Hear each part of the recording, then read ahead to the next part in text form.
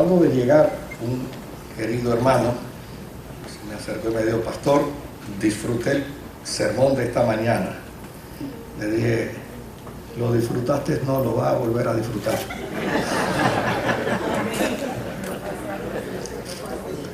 La razón de ello es porque obviamente quería compartir en los 3 puntos el mismo tema. Y a veces cuando nos reunimos entre pastores nos decimos cosas de broma, y entre ellas nos decimos que los cantantes tienen ventaja sobre los pastores como usted no tiene idea. Y una de las ventajas que los cantantes tienen es que cantan una canción, la pegan, y donde quiera que van, la gente se la pide para que la cante. Y tiene que volverla a cantar. Y a veces se retira y dice: no, ya, no, queremos que la cante. El predicador no tiene esa oportunidad. Muchas veces predica un sermón y después ya nadie lo quiere volver a escuchar. Ahora, hubo una vez un pastor que fue trasladado a una iglesia en los Estados Unidos, y el primer domingo predicó un sermón y a la iglesia le encantó. Desde luego, todo el mundo hablaba en la semana del sermón que había predicado el nuevo pastor. El segundo domingo predicó el mismo sermón.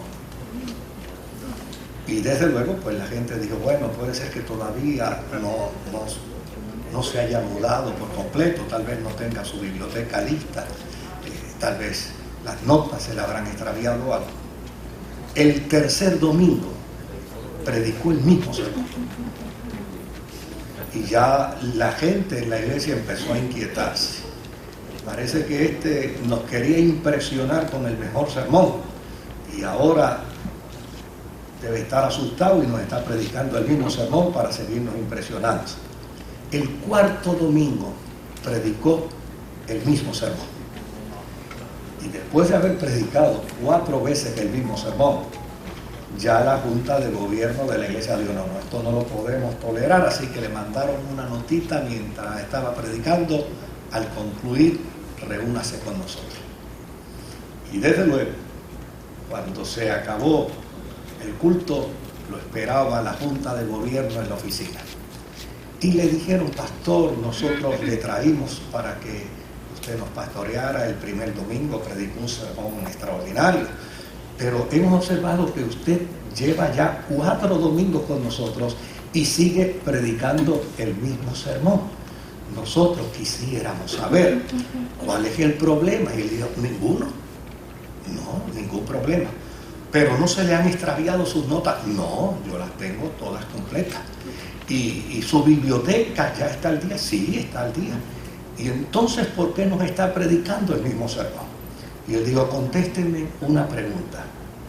Todo lo que yo he dicho en este sermón que un cristiano debe hacer, ¿ya ustedes lo están haciendo?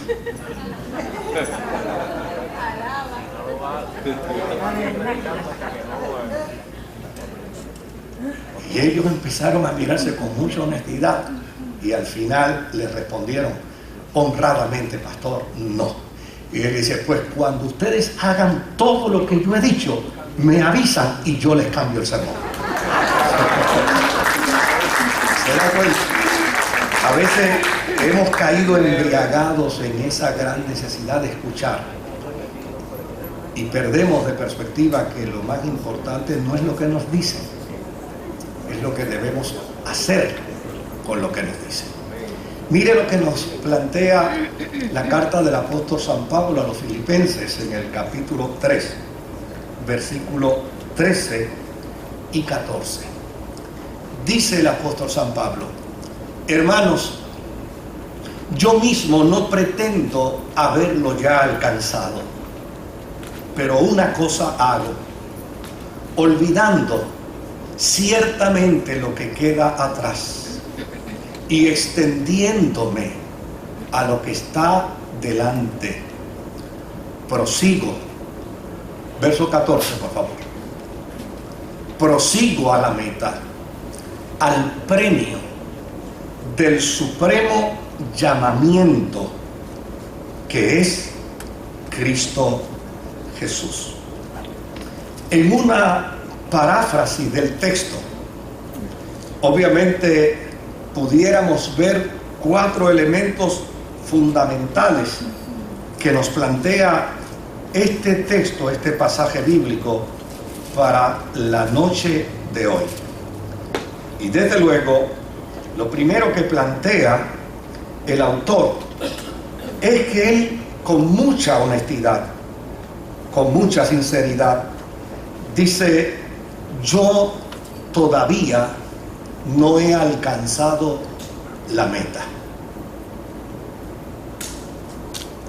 Pero una cosa hago para alcanzar esa meta: olvido lo que queda atrás, me extiendo a lo que está delante y continúo hacia esa meta, que es el supremo llamamiento de Dios a través de Cristo Jesús. Desde luego, algo que es fundamental para el estudio de las Sagradas Escrituras es lo que siempre hemos planteado: el contexto histórico.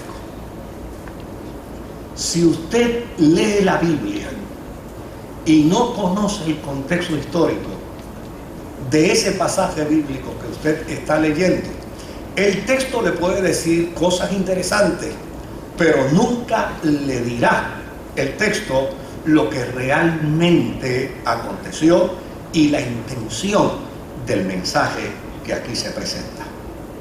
Y claro, cuando uno estudia las Sagradas Escrituras y trabaja con el contexto histórico, óigame, el panorama no solo se amplía, sino que uno ve la verdadera riqueza del texto tal y como le fue revelado a el que lo escribió.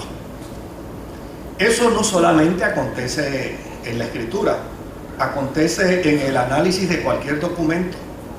En días pasados yo escuché a una señora que estaba en el supermercado y ella iba con su carrito por el supermercado y yo la estaba escuchando cantando una canción y decía: no es falta de cariño, te quiero con el alma, te juro que te quiero, y el nombre de usted se sabe lo demás, usted también sabe cantar, para que no me acusen a mí solo, ¿no?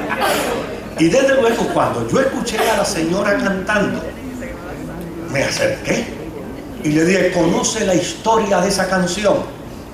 Y me dijo: no, es que en mi casa había una hi-fi cuando yo chiquita, y cuando lavaban la casa mi mamá prendía el hi-fi a todo lo que da, y yo me aprendí un montón de canciones, pero yo no sé nada de esa canción.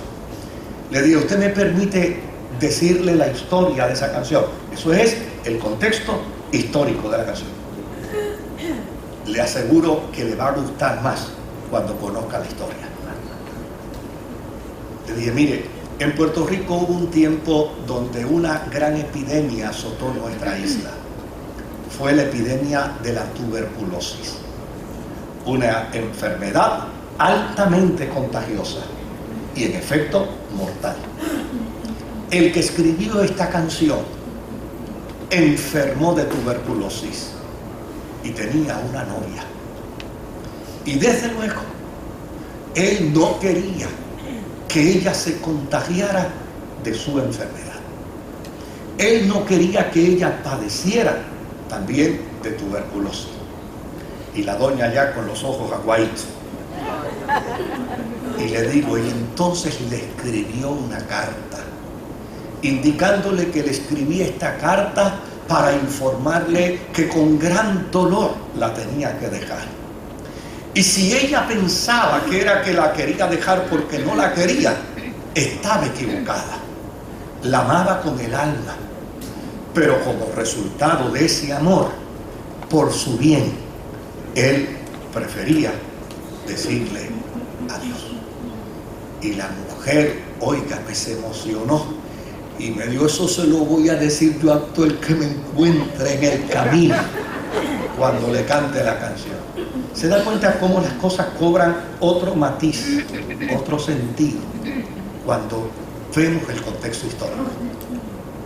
Cuando Pablo escribió esta carta, los cristianos, desde el siglo I hasta el siglo IV, vivieron el tiempo más angustioso, más doloroso, más cruel de toda la historia de la cristiandad.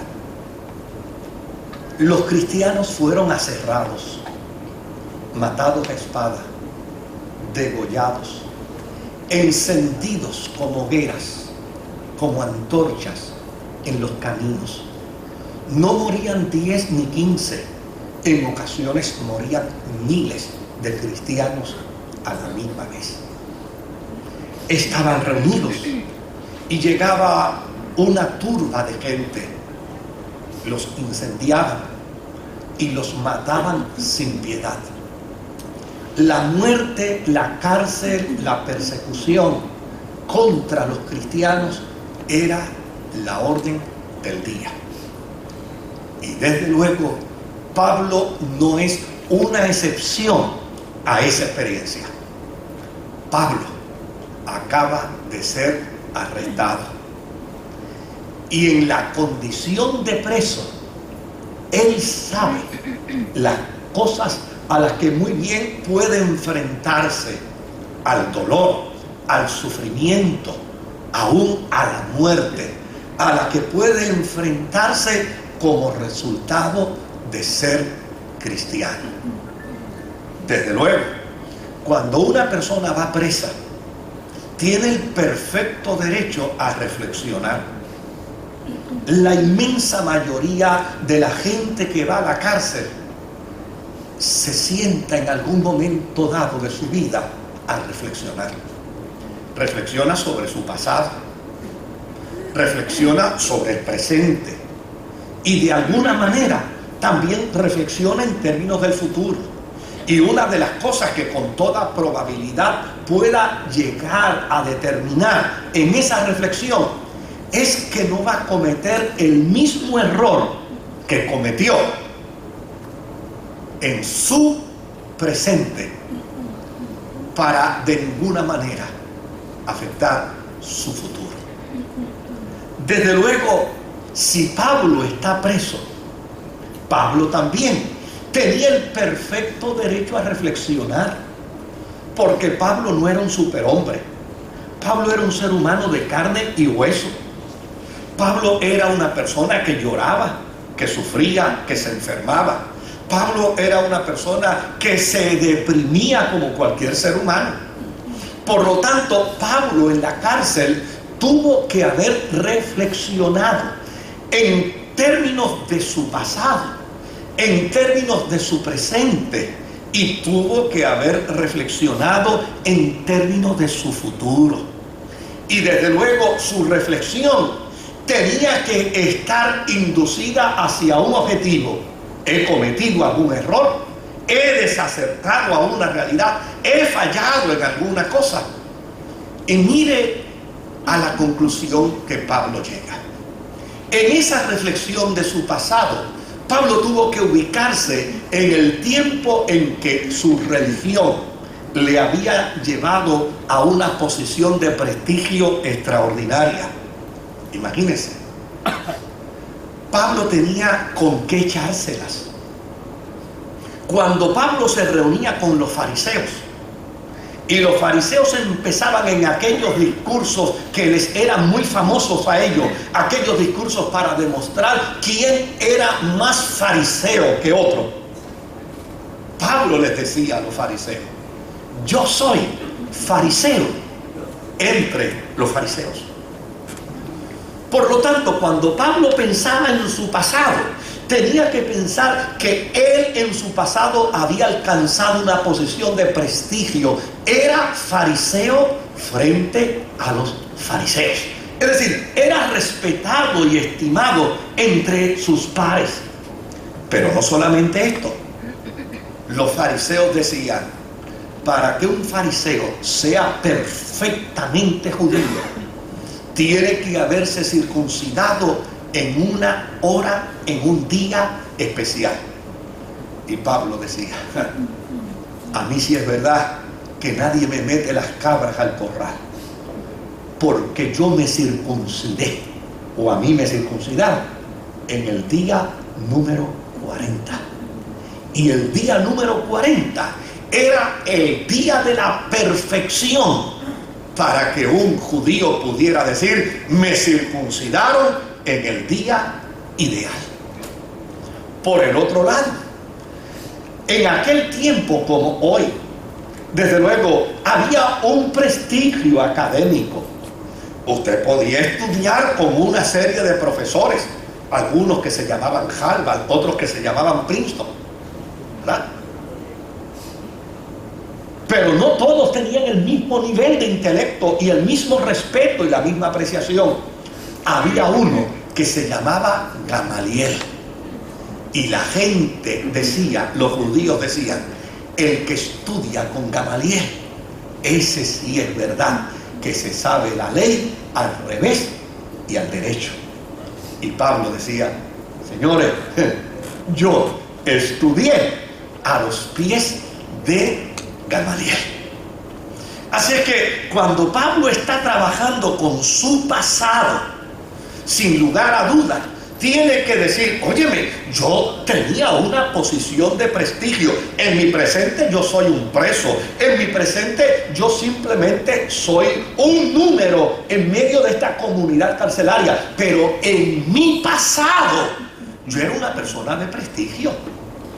Imagínese, todo el mundo podía ser judío, pero no todo el mundo podía pertenecer al Sanedrín. Para pertenecer al Sanedrín había que tener una serie de criterios cumplidos en su vida, en su experiencia, en su persona, en su fe, en su religiosidad, en su filosofía. Y Pablo había sido miembro del Sanedrín. Su pasado era un pasado de prestigio. Pero desde luego, Pablo se confrontó con una realidad. La realidad de que, a fin de cuentas, la fe a la que él perteneció tenía muy buenas intenciones, tenía muy buenos propósitos. La fe que él conoció le ofrecía un medio de salvación y de encuentro con Dios, pero era a través del cumplimiento de las obras de la ley. Y Pablo sabía como religioso que eso era imposible. Por lo tanto, él había encontrado reconciliación consigo mismo, había encontrado reconciliación con Dios mediante un proceso mucho más simple, un proceso mucho más sencillo.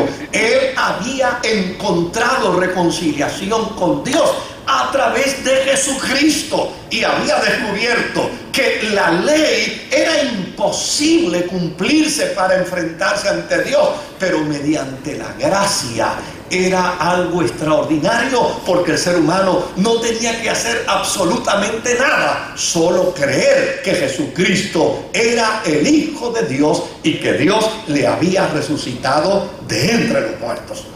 Él se había encontrado con el resucitado. Por lo tanto, si se había encontrado con el resucitado, él tenía perfecta convicción que estaba en el lugar correcto. Ahora, Pablo hizo algo diametralmente opuesto a lo que cualquier persona sensata hace en una cárcel: reflexionar sobre su pasado, reflexionar sobre su presente y entonces decidir para su futuro. Pero ¿saben qué hizo Pablo? Pablo reflexionó en su pasado, reflexionó en su presente, reflexionó en su futuro y dijo: si a esto le llaman error, si a esto le llaman locura, yo llevo en mi cuerpo las heridas de mi Señor y yo estoy juntamente crucificado con Cristo y ya no vivo yo, sino que ahora Jesucristo vive ¿qué? Vive en mí. Por lo tanto, Pablo, siendo un preso, ha reflexionado y ha determinado que bajo ninguna circunstancia, Él va a admitir que está preso por un error. Él va a decir: yo, Pablo, preso por el Evangelio glorioso de Jesucristo. Así es que, obviamente, este Pablo, ahora le escribe a los creyentes y les dice a los creyentes: yo no pretendo haber alcanzado mi meta. Y yo creo que eso es un acto de mucha honestidad. Porque lo peor que puede haber en la experiencia de un cristiano es que se crea puro y casto. Lo peor que puede experimentar un ser humano en la experiencia de la fe es que él crea que por sus propios méritos y por su propia capacidad alcanza la gracia y alcanza la salvación. Pablo está diciendo con mucha franqueza, con toda honestidad: mire, en todo el análisis que hago como cristiano, sé que hay una meta, y eso es fundamental, porque todo cristiano debe entender que en la experiencia de la fe hay una meta. Quien no tiene metas se queda a la deriva en la vida. Quien no tiene metas como estudiante, quien no tiene metas como profesional, quien no tiene metas en el proceso de su interrelación personal, quien no tiene metas en la vida, llana y sencillamente se queda dando vueltas en el círculo vicioso y jamás logra absolutamente nada. Quien no tiene metas en la vida le pasa como las guaguas de la ama: pasan todos los días por la universidad, pero no aprenden a leer ni a escribir. Quien no tiene metas en la vida puede llegar inclusive a la universidad y tener muchos créditos, pero jamás logra un título. Yo tuve un amigo que su gran orgullo era decir que tenía casi 300 créditos universitarios, pero no había logrado siquiera un bachillerato. Le decía: muchachos, con todos esos créditos que tú tienes, tú tuvieras mínimo 3 bachilleratos. ¿Cuál ha sido el problema? Pues el problema ha sido que no tengo un norte para estudiar. Quien no tiene metas en la experiencia de la vida cristiana está dando vueltas en el mismo lugar. Por lo tanto, Pablo reconoce que en la experiencia de la vida cristiana es necesario tener una meta. Y desde luego, esa meta no se alcanza tan fácilmente. Esa meta es una meta que todos los días se extiende un poco más para desafiarnos a alcanzarla. Te dirá: ¿cómo? Sí. Nunca nadie puede decir: llegué a la meta de la fe. Cada día. Pero Pablo dijo: he acabado la carrera, sí, cuando sabía que ya lo iban a matar. Mientras tanto, la meta es una meta constante. Una vez yo prediqué un sermón sobre el Cristo elástico y la gente me miró como quien dijo: se fue para Clairol a hablar de Cristo elástico. Yo decía que es importante tener una relación con ese Cristo elástico, que cuando usted y yo creemos estar nariz con nariz, Él nos hace lo que le hizo al joven rico, que el joven rico llegó donde él y le dijo: óyeme, ¿Qué tengo que hacer para heredar la vida eterna? Y Jesús le dijo, has guardado los mandamientos. Y dijo, desde chiquitito, desde mi juventud, los he guardado. Y de momento se sintió como que estaba, ¿qué? Nariz con nariz. Digo, alcancé la estatura de él. Pero Jesús se estiró. Y cuando Jesús se estiró, le dijo, una cosa más te falta. Mira a ver si ahora puedes estirarte y llegar nariz con nariz. ¿Y lo que me falta? Vete lo que tienes y dáselo a los pobres y sígueme. Y ahí descubrió que el desafío de la vida cristiana es un desafío diario, constante, permanente. ¿Cuál es la meta? Yo se la voy a decir ya mismo. Yo no pretendo haber alcanzado esa meta, pero una cosa hago, olvidando ciertamente lo que queda atrás. Mira lo que dice, olvidando, renunciando a lo que dejé atrás. Hay gente que deja en el caminar de la vida cristiana, en la carrera de la vida cristiana, dejan cosas atrás, pero no las entierran, no las olvidan, no las hacen desaparecer. Neuróticamente se mantienen vinculadas a ellas. Y en algún momento dado, en la carrera de la fe que llevan, empiezan a mirar hacia atrás. Y mira lo que nos dice las Sagradas Escrituras. Yo no sé cuántos de ustedes recordarán aquel corito viejísimo que decía, ya que has puesto las manos en el arado, no tornes tu mirada hacia atrás. Fíjese lo que le dice el autor de la carta a los hebreos, a sus lectores, a sus destinatarios. Les dice, acuérdense de la mujer de quién, de la mujer de Lot, porque ninguno que pone las manos en el arado puede mirar hacia atrás. El apóstol San Pablo está diciendo aquí, hay una meta, no la he alcanzado, pero de algo estoy claro, de algo estoy seguro. Si yo quiero alcanzar esta meta, yo tengo que olvidar lo que dejo atrás. Yo no puedo estar vinculado a un pasado que me hiere. No puedo estar vinculado a un pasado que me lastima.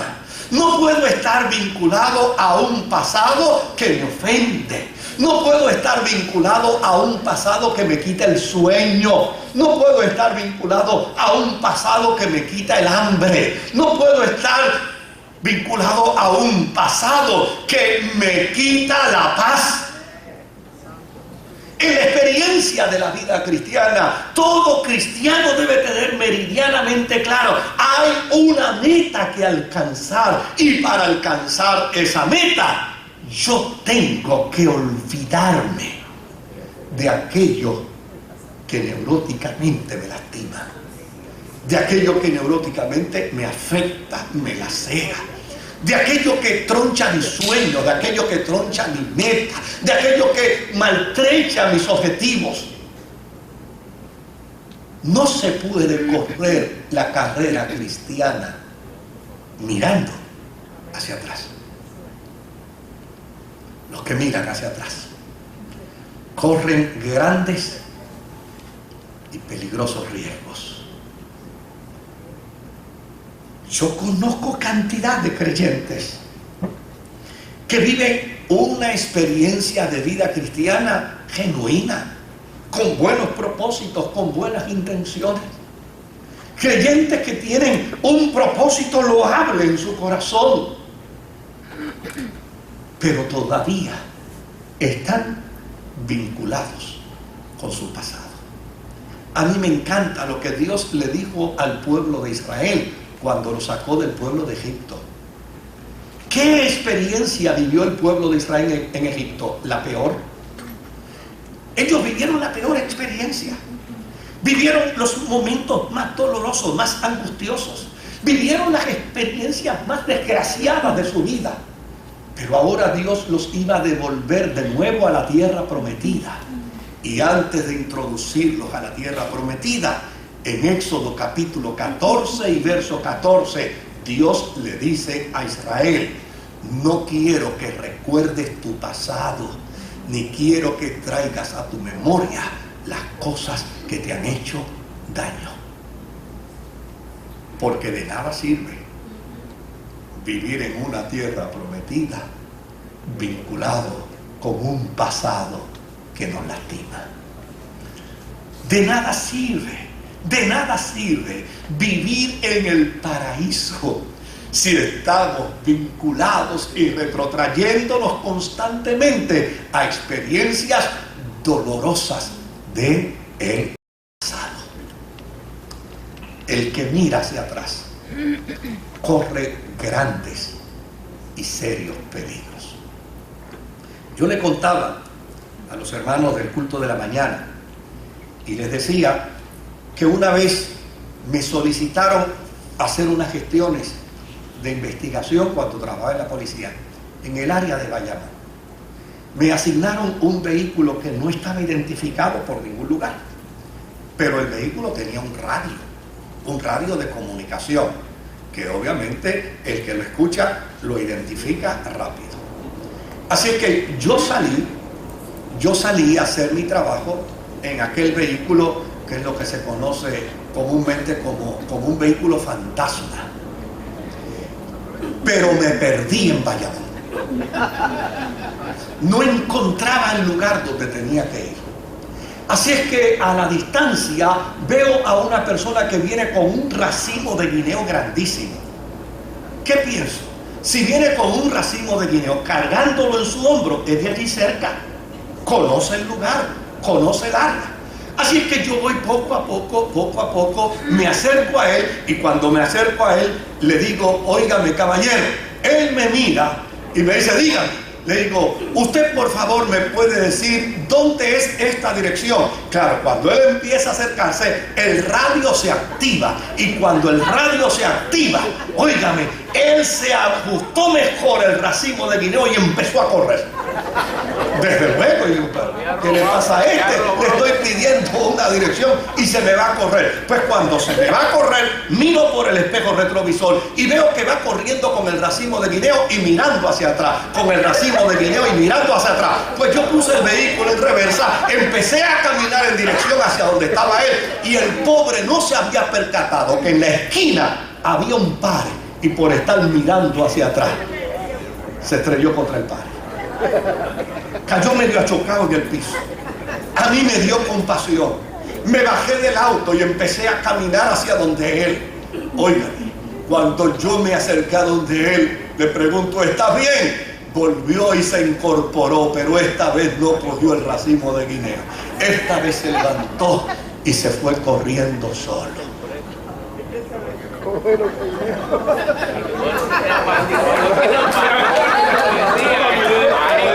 ustedes privilegiados. A ustedes no les ha interesado qué le pasó a él. El interés de ustedes es el guineo. ¿Qué pasó con el racimo de guineo? Les voy a decir. Un racimo de guineo es una evidencia de corta duración.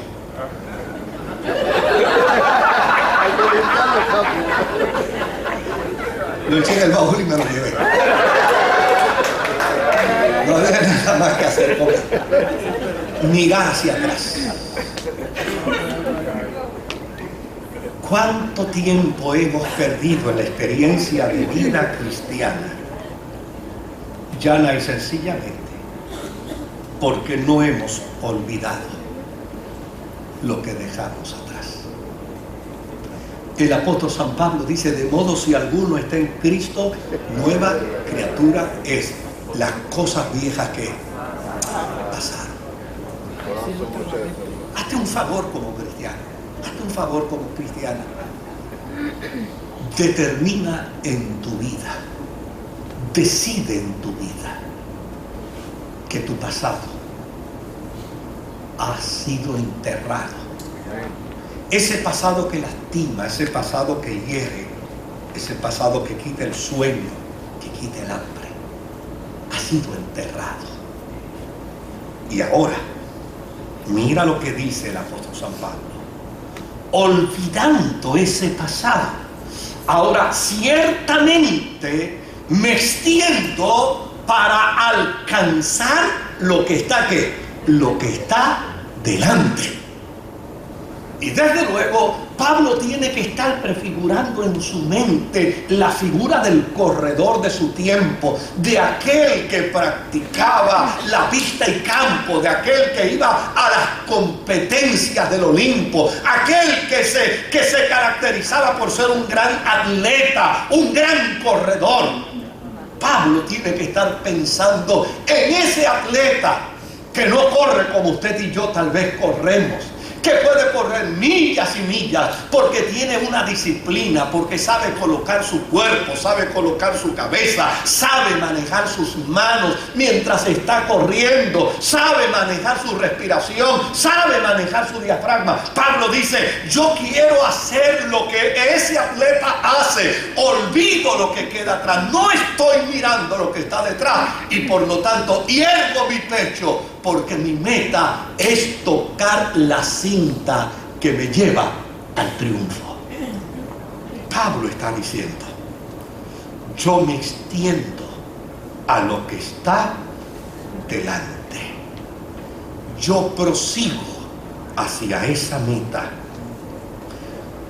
porque llegando a esa meta lograré el premio supremo que Dios me dará en Jesucristo.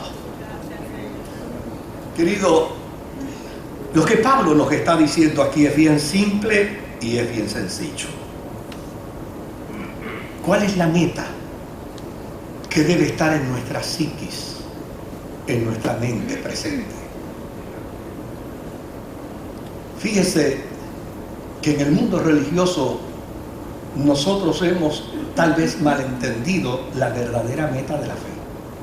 Hay gente que cuando uno conversa con ellos y conversa de la fe, lo primero que le dicen a uno, un momentito, yo soy católico, apostólico y romano.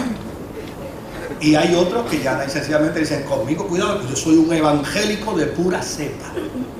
Y hay otros que dicen, yo soy un pentecostal, yo soy un bautista. Y hay gente que piensa que la meta cristiana es el nombre denominacional que aspira. Y yo les quiero decir que quien piensa de esa manera está equivocado. La meta cristiana es parecernos a Cristo. Por eso Pablo en su reflexión dice, mira, yo no lo he alcanzado, pero a fin de cuentas yo he tomado una determinación en mi vida. Yo he tomado una determinación. Yo he analizado mi pasado, estoy analizando mi presente, analizo mi futuro, pero llana y sencillamente mi meta es ser semejante a Él, parecerme a Jesús. Y el gran desafío de la vida cristiana es procurar que cada día nuestros actos, nuestras acciones, nuestras palabras, nuestra conducta se parezca a la de Jesús. No hay mayor objetivo para la vida cristiana. No hay mayor objetivo para la experiencia de la fe. La meta no es un título ministerial. La meta no es un reconocimiento en la labor o en la disciplina que apliquemos dentro de la comunidad. No. Lo que es importante en la experiencia de la vida cristiana no es el don que puedo poseer. No es el ministerio que me pueden otorgar. Lo que es importante en la experiencia de la vida cristiana es que cuando yo hable me parezca a Jesús hablando. Cuando yo mire me parezca a Jesús mirando.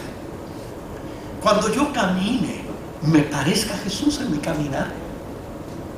Cuando yo piense como Jesús. Cuando tenga que resolver problemas, los resuelva como Jesús. El centro de la vida cristiana es Jesús. Y la meta de la vida cristiana es Jesús. Y todo cristiano debe aspirar a parecerse a Jesús. Y Pablo lo dice con mucha franqueza. Y qué bueno que lo dijo él, porque yo lo digo detrás de él. Si no, me buscaría problemas serios.